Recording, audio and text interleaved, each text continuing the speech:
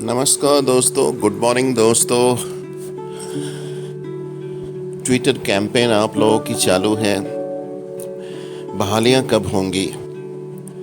एक बात तो सुन ले, सरकार बहालियां करना नहीं चाहती है। सरकार अपने तरफ से जितनी भी डिले टैक्टिस है वो डिले टैक्टिस करेगी, अपने तरफ से प्रयास करेगी कि हम इस बहालियों को जितनी देर कर सकें उस जुगत में सरकार लगी रहेगी। आप कर भी क्या सकते हैं? आप ट्विटर के अलावा कुछ कर भी नहीं सकते हैं लॉकडाउन में। अगर लॉकडाउन में आप बाहर निकलेंगे तो पुलिस आप लोगों की पिटाई कर देगी। मैंने पहले भी कहा था कि आप लोग सच सुनना ही नहीं चाहते हो, आप लोग सच देखना ही नहीं चाहते हो। आप लोगों ने एक साधारण सा एग्ज़ाम क्रैक किया है और आप सोच रहे हो कि हमें तुरंत नियुक्तियाँ मिल जाए।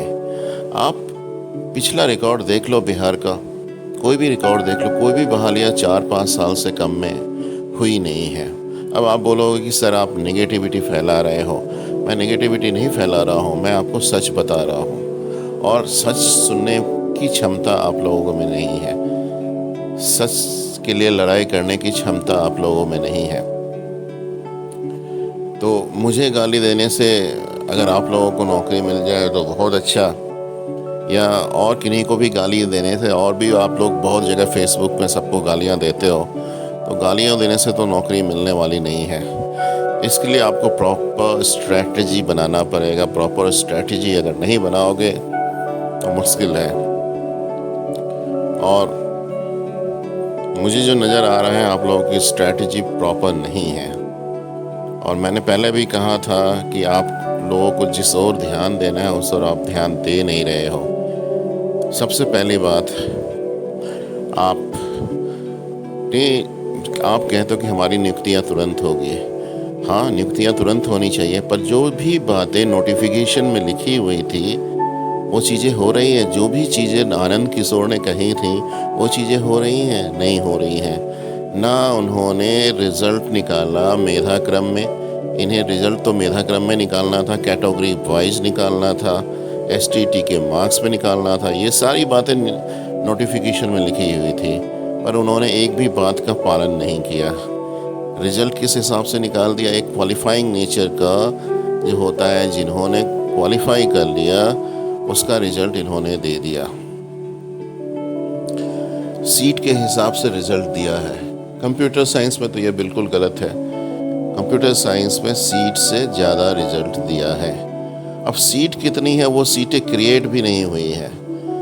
आप लोग बोलोगे 1673 सीटें हैं, तो 1673 सीटें हैं। अगर उसको कैबिनेट से पारित करा के वित्त विभाग से परमिशन लेके सीटें जब तक क्रिएट नहीं होंगी तो उसमें बहालियां नहीं हो सकती हैं। ये बात आपको समझ में नहीं आ रही है, आप समझोगे भी नहीं, पर वक्त के साथ समझ जाओगे। जब तक सीटें नहीं क्रिएट होंगी तब तक बहालियां नहीं होती हैं। तो आपको ये भी पता करना है सचिवालय में जाके कि कंप्यूटर साइंस की कितने सीटें क्रिएट हुई हैं। और सीटें जब क्रिएट होंगी तभी सरकार उस पे जो नियुक्तियां होती है उसको, जो कैंडिडेट आते हैं उनकी सैलरी वो पे करते हैं। तो पर आप लोग तो नोटिफिकेशन के हिसाब से चल रहे हो, पर नोटिफिकेशन की बातें सारी गलत साबित होती जा रही हैं। नोटिफिकेशन जो बातें सरकार ने नोटिफिकेशन में दी थी उस पर इम्प्लीमेंटेशन कहाँ हो रहा है? अगर इम्प्लीमेंटेशन होता तो बीएसई भी उस हिसाब से कैटेगरी वाइज रिज़ल्ट निकाल देती और बहालियाँ अभी तक ख़त्म हो गई होती, ऑनलाइन बहालियाँ हो गई होती, सबको अपने अपने नियोजन इकाई में भेज दिया गया होता और सबने अभी तक ज्वाइन कर लिया होता। पर उस हिसाब से तो कुछ भी नहीं हो रहा है। अभी तक तो रिज़ल्ट भी नहीं निकला है सारे सब्जेक्टों का। सर्टिफिकेट की तो कोई चर्चा ही नहीं कर रहा है। सर्टिफिकेट कब मिले? जब तक सर्टिफिकेट नहीं मिलेगी तो आपकी ये ही नहीं है, आप एलिजिबल ही नहीं हो। जब तक आप एलिजिबल नहीं हो तो आप अप्लाई कहाँ से करोगे? तो सबसे पहले तो आपको सर्टिफिकेट लेनी चाहिए, उसके बाद आप इंतज़ार करोगे ब्लाइंड गेस का, उसके बाद आप इंतज़ार करोगे छठे फेज के ख़त्म होने का, उसके बाद आप नोटिफिकेशन निकलवाओगे, तब उस टाइम आपको पता चलेगा अरे इसकी सीटें, कंप्यूटर साइंस की सीटें कहाँ क्रिएट हुई हैं। तो फिर कंप्यूटर साइंस की सीटें क्रिएट होने में आपको 1-2 वर्ष लग जाएगा। तो वो सीटें क्रिएट होंगी, फिर नोटिफिकेशन आएगा, फिर आप अप्लाई करोगे, फिर उसकी मेधा सूची बनेगी, उसमें 1-2 वर्ष लग जाएंगे। इसीलिए मैं बोल रहा हूँ एट लीस्ट 4-5 साल तो लगने ही हैं इन बहालियों को होने पे। पर आप नहीं मानोगे क्योंकि ये दिल है कि मानता नहीं, क्योंकि आपने एक बहुत बड़ा परीक्षा आप लोगों ने निकाला है। तो अगर निकाला है तो आप जाके प्रेशर बनाओ और बोलो जो नोटिफिकेशन में जो लिखा हुआ है उस हिसाब से हमें नियुक्ति पत्र दें। तो सरकार क्यों नहीं दे रही है?